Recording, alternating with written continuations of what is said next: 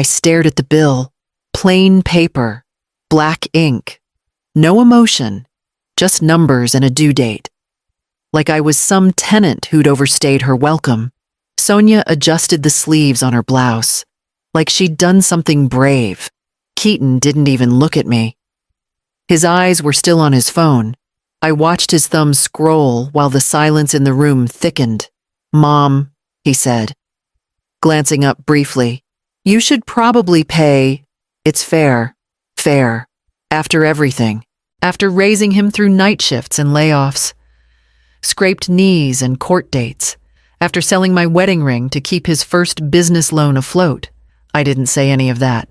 I just picked up the bill and folded it once. Slowly. Sonia thought I was conceding. I could feel it in her breath, a tiny exhale of victory. She stood and smoothed her skirt. "Rent will be due on the 1st from now on. It keeps things clear. Clear. Of course. They didn't want confusion, just quiet compliance." As they left the room, I remained at the table, the bill pressed between my fingers. The only sound was the distant hum of the refrigerator and the occasional creak of floorboards above. 2 nights ago, in a hotel room 3 towns over, I had met with a lawyer and signed a licensing agreement. A propulsion design I'd helped engineer in the mid-90s, something forgotten by everyone but me, had finally been cleared for commercial use. One company saw potential. They bought in. My account balance, once a string of overdraft warnings, now had 8 digits. The ink was dry. The funds were real. And I hadn't told a soul. Let them think I was broke. Let them think I needed them. I stood up slowly and placed the bill in the drawer next to the stove, where I kept coupons they never used and reminders they never read. Upstairs. The front door opened and closed. A voice. Sonia's laughed at something Keaton said. Their footsteps moved away from the house. Light. Carefree, I stayed behind. Alone. But not empty. Not anymore. It wasn't always like this. When I first moved in, Sonia had smiled wide, saying it would be so nice to have a helping hand. Keaton hugged me and told me not to worry. "Just until you figure things out," he said, patting my back like I was a suitcase they'd carried upstairs. And I had helped. Every morning, I was up before anyone. I made breakfast, packed Nolan's lunch, ironed Keaton's shirts when he forgot.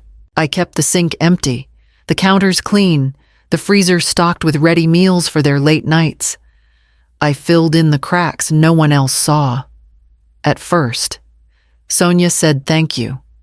Not often, but enough. Then came the little corrections.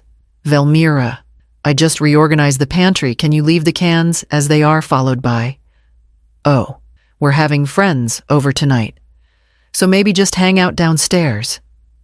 And finally, "I know you're still looking for work, but it's been a while. Maybe we should talk about contributing." I'd stopped looking for work months ago. No one wants to hire a nearly 70-year-old former engineer when they can get 3 20-somethings for the same salary. I didn't say that. I just nodded. The basement wasn't terrible. A half-finished space with concrete floors and a pull-out couch. No lock on the door. A single narrow window that let in gray light and spiders. They called it the guest suite. But even guests were offered towels and a door that closed properly. Sometimes I'd hear Sonia upstairs, laughing with her friends. Once, I heard her say, "We're 3 adults in the house now. Honestly, it's like managing a shared rental." They laughed. My name wasn't spoken, but I knew where I stood. I started staying down there more often, out of the way, quiet, unseen. I wasn't ashamed, but I'd learned to recognize when I was no longer part of the picture. I kept a small box under the couch, my notebooks, old ID cards, and now, a printout of the wire confirmation from the licensing deal, the one they hadn't seen. I didn't tell them because I wasn't done watching. And that's when I found the tablet. I had gone upstairs to switch the laundry. That was all. Just another quiet errand in a long list of things I did without being asked. And lately, without being acknowledged. The voices drifted from the kitchen. I should have walked away, but something in Sonia's tone made me pause behind the laundry room door. She doesn't even work. She just exists, Sonia said. Her voice low but sharp. There was a pause, followed by the clink of glass. Keaton. She'll understand. Sonia continued. We have a family to prioritize. Keaton didn't respond at first. I heard the sound of ice shifting in his glass, the soft splash of more whiskey being poured. We'll talk to her after Nolan's birthday, he finally said.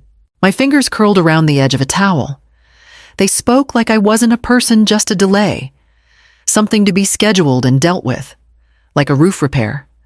Like a dying appliance. I stood there longer than I should have. Motionless. I wasn't shocked. Not really. Hurt. Yes, but not surprised. The signs had been creeping in for months. This was just confirmation. Official. In their own words. I folded the towel. Slowly. Deliberately. I walked back downstairs. Each step quieter than the one before. Until the basement swallowed me whole again. I didn't cry. That version of me, the one who begged to be appreciated, had been quietly packed away the day they slid the rent bill across the table. They weren't planning to ask me to leave. They were planning how to do it cleanly. I opened my laptop. I still had the lawyer's number saved. The night I got the call, I was peeling labels off old jars to reuse them for pantry storage. It was something to do with my hands while the rest of me tried to stay invisible. Velmira, the voice said on the line. It's Ross Carwin from 1994. You remember the Athena model I stopped mid-peel? I hadn't heard that name in decades. We'd built it under tight federal restrictions, back when aerospace was chasing a dream too expensive to name. Everyone moved on when the budget vanished. Files went into vaults. People retired. I buried the project like I buried my grief quietly and without ceremony. Ross didn't call to reminisce. The restriction's been lifted. Private companies want it now, especially the stabilizer sequence. You still have your author rights. Are you interested in licensing? I remember staring at the stained countertop as if it were suddenly made of gold. Yes, I said. Send the paperwork. 2 weeks later, the first agreement arrived. 3 companies. The smallest one offered $28 million. My cut, 31%, I signed with the third company. The one I knew wouldn't flip the rights. The one that respected what it was worth, not just in money, but in time. I didn't tell Keaton. Didn't tell anyone. Not even the lawyer. Not at first. I just watched the wire hit my account in quiet. Brutal silence. I thought of the late nights with a toddler asleep beside me while I typed simulations on borrowed laptops. I thought of pawning my watch to pay Keaton's SAT prep. I thought of him handing me a rent bill without blinking. And still, I didn't act. Not yet. They weren't cruel in the way most people picture cruelty. There were no slurs. No shouting.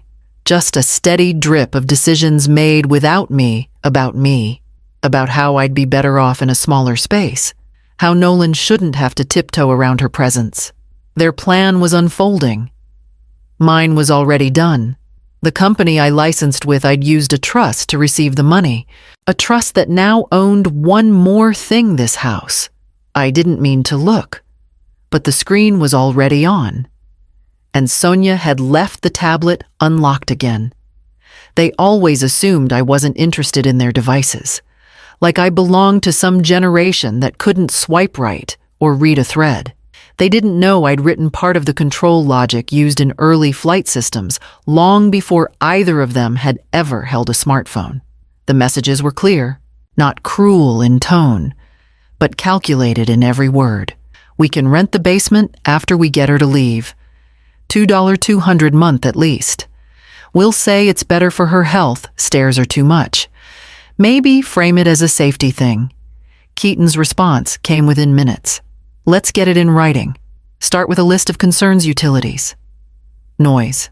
Shared space. I felt my stomach harden. Not from rage. Not even shock. Just that cold shift when clarity finally settles in. They weren't just ungrateful. They were preparing an exit strategy. One that made it look like they were doing me a favor. One that could be printed, signed, and framed as kindness. I didn't cry. There was no point. The sadness had dried up weeks ago, replaced with something steadier. I placed the tablet down without a sound, walked to the couch, and pulled out my laptop. The secure folder opened with a 2-factor code I hadn't written down anywhere. I clicked on the most recent wire deposit second tranche, mid-7 figures, and forwarded the confirmation to my lawyer. The subject line was simple. Transfer finalized. Proceed as planned. I didn't need to yell. I didn't need to beg. I had already bought the house through the trust. The deed was already updated. The rent they wanted me to pay would now go to me if I let them stay. I logged out, closed the laptop, and set it on the coffee table with a quiet finality. Upstairs. I heard the front door open. Sonia's heels on tile. Keaton's low laugh behind her. They didn't know it yet, but the next envelope that landed on their doorstep wouldn't be junk mail. I made coffee as usual the next morning early. Before either of them stirred upstairs, the sun hadn't crested past the neighbor's pine trees yet. The house was still. My hands moved automatically, grinding the beans, pouring the water, setting out the cream Sonia liked but never replaced. From the outside, nothing had changed. But on paper, everything had, 6 weeks ago. I'd created the LLC under my maiden name. It was a formality, then something my lawyer suggested in case the licensing deal grew complicated. I hadn't expected to use it, at least. Not like this. Now the LLC held the deed to this house. We'd finalized the property transfer overnight. The house they walked through with their shoes on. The basement they wanted to rent out. The space they thought they owned. Not anymore. The utilities had already been switched quietly.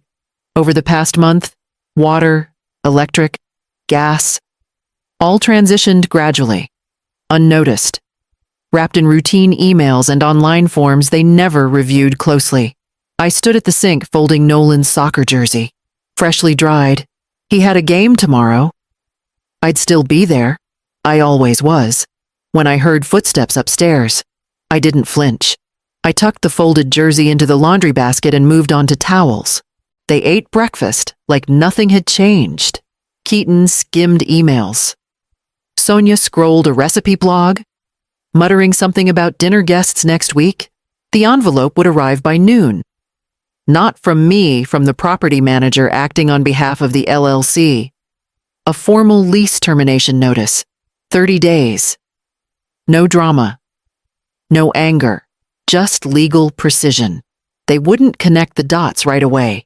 Not until the second envelope, the one with the revised ownership documents. And even then, they'd assume it was some investor or firm. I wouldn't correct them. Let them wonder. Let them scramble. I folded the last towel and placed it on the stack, then turned to the basement stairs just as the mail truck rolled past the window. The first envelope was likely already in the box. At exactly 10:04 a.m., I heard the knock. Not urgent, not aggressive. Just firm, like someone doing their job with no idea what the contents would do to a family. Sonia opened the door. Her voice tight. Yes. I heard muffled words, then the scuff of her signature on the screen. The door closed, harder than necessary. She walked into the kitchen, holding a stiff white envelope with a printed label. No card, no handwriting, no warmth, just business. She slit the top with a butter knife and pulled out the papers. 2 pages. Maybe 3. Her eyes moved quickly at first, then slowly, then not at all. What is this? She said aloud. Why does it say we're the tenants? Keaton had just come down the stairs. He blinked, still half in sleep. His shirt wrinkled. He took the letter from her, read the first paragraph. Then the next. His eyes lifted across the kitchen to where I sat. I hadn't moved since they came in. I was seated at the island, calm, hands folded over a plain manila folder. Inside were the full deed transfer records, the trust declaration, the utility transitions, and a printed copy of the rental termination notice. All of it notarized, all of it binding. I slid the folder across the island. Gently, this will answer your questions.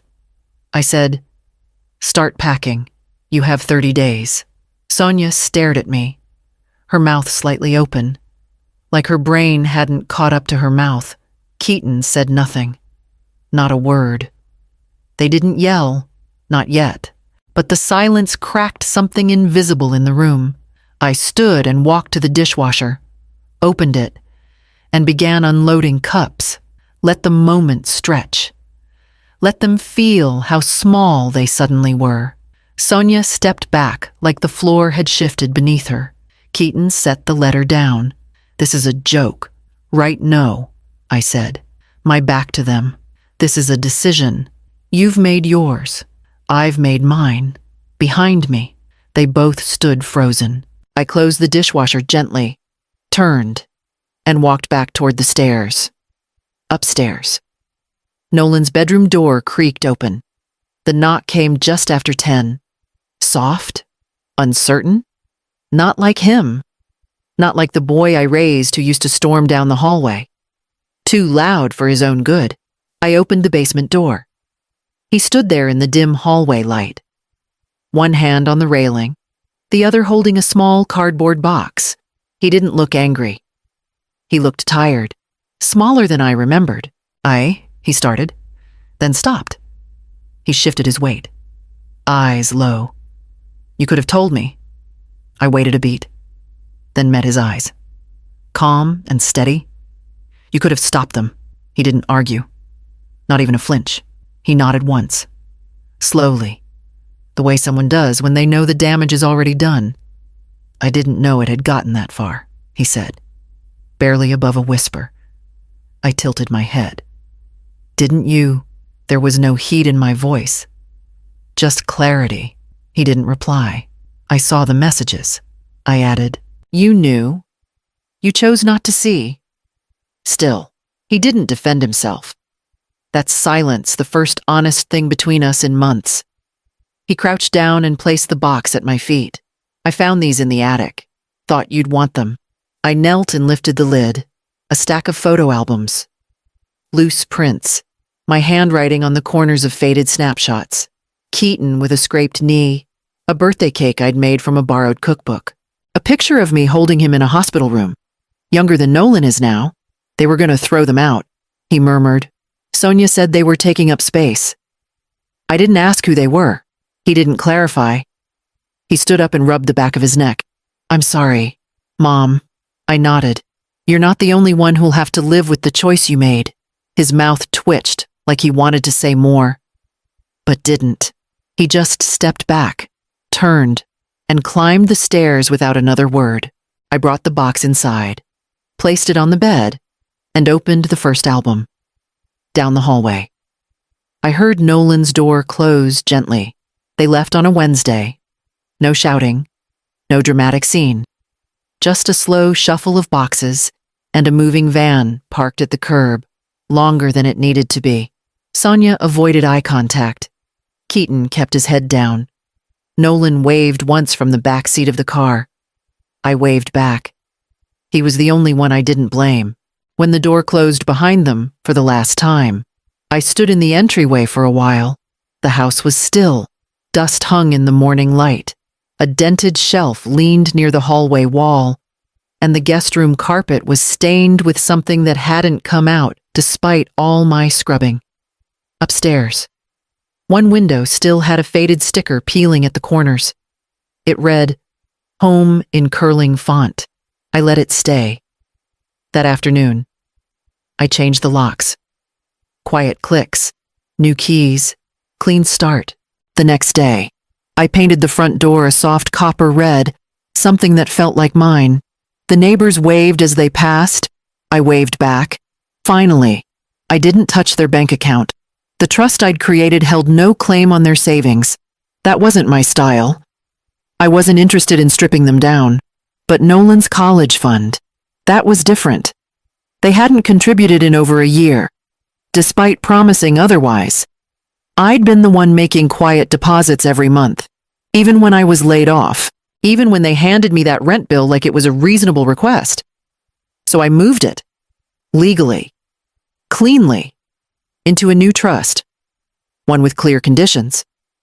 My name, my terms, accessible to Nolan when he turned 18 no earlier. No co-signers. No emergencies.